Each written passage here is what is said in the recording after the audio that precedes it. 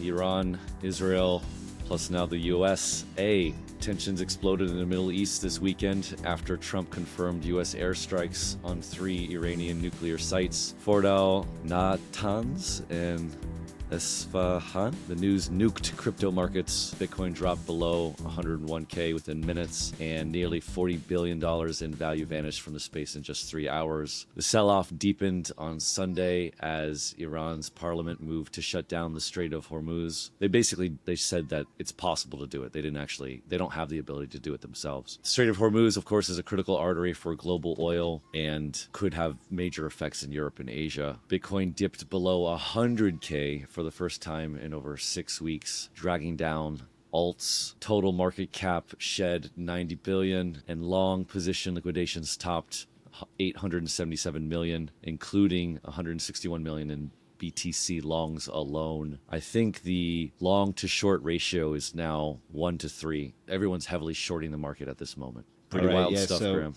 Absolutely. The price of Bitcoin, obviously dipped below 100K, seems to have rebounded here above almost the 101K right now. So Bitcoin doing what it has done in previous geopolitical uncertainty events, which is sell off quickly, rebound quickly. Meanwhile, Goldman Sachs analysts are warning that oil could spike to $150 if Iran shuts down the Strait of Hormuz. The Strait of Hormuz, of course, is a critical checkpoint for oil transportation, with nearly 20% of global oil and gas going through the strait. Current oil prices already include an approximate $10 geopolitical premium, and escalation paths range from no action to full closure, with a 34% chance priced in over the weekend. U.S. officials call the move to close the Strait of Hormuz suicidal, and markets are bracing for fallout. What will happen if oil actually does hit $150? If the Strait of Hormuz actually does get shut down and oil spikes, what will happen to Bitcoin in that scenario? I think you can start by separating out the short-term versus the medium-term effects of this. I think in the short term, the strait closing and oil spiking that high, I doubt it'll hit 150. That seems pretty insane to me. But let's say it breaks above 100, which is already ridiculous. I think that would cause major repercussions in the real economy, and risk assets would probably price for such, which would cause them to drop precipitously, and I would think Bitcoin would follow that, if not go before that. And then for the medium term, I don't think high oil prices have a material effect on Bitcoin's price.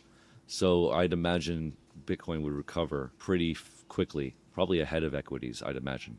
What do you think? Yeah, doing the thing that Bitcoin normally does, which is, drop first, recover first. I do think that equities could stay down, though, with oil that high, just because presumably equities are pricing, like a pricing mechanism for things that happen in the real economy, and people's appetite for buying things and services would fall with oil that high. So I think it would have more of a material effect on equities than it would on the price of Bitcoin. Yeah, and if oil prices spike, how does that affect the chance of a rate cut in the U.S.? Pretty high. I've seen some analysts that I follow talk about this, and this would likely be a scenario where Powell would use one of his few remaining bullets. The question is the timing of it, though, and some of the initial thoughts that I've read from others is that, in Trump's words, Powell would probably likely be slow to this, as in oil would spike, there would be tremors to the economy, equities would fall, and then Powell slowly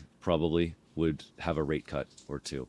And so you'd see this delay from the initial effects, and Powell's actions. I think there's also something to consider here with regards to mining, with oil potentially getting cut off for the Strait of Hormuz and the price of oil spiking. It may result in higher energy costs for Bitcoin miners in the short term, potentially shifting the mining industry. Yeah. You may see more mining in regions where oil is kind of like locked up, like in the Gulf. They have no way to get it out rather than just like burn it.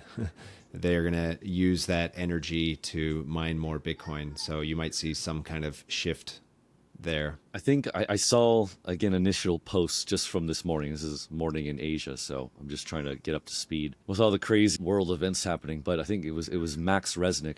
He was commenting on some data that just came out, which is immediately after the U.S. bombing. I think it's the global hash rate for Bitcoin fell and left many people scratching their heads. It seems like a pretty big coincidence. And so the question is, was Iran or some players in the Middle East, were they mining Bitcoin a lot? And then once this kind of physical escalation started, they pulled back, and it had a material effect on the global hash rate. Maybe this is just a spurious causality, so it has nothing to do with anything. But it'll be pretty interesting to see if this data actually has some kind of connection with geopolitical events. As in, you can watch the hash rate of Bitcoin and be able to tell some things about geopolitics, which is pretty wild. Yeah, it's pretty wild.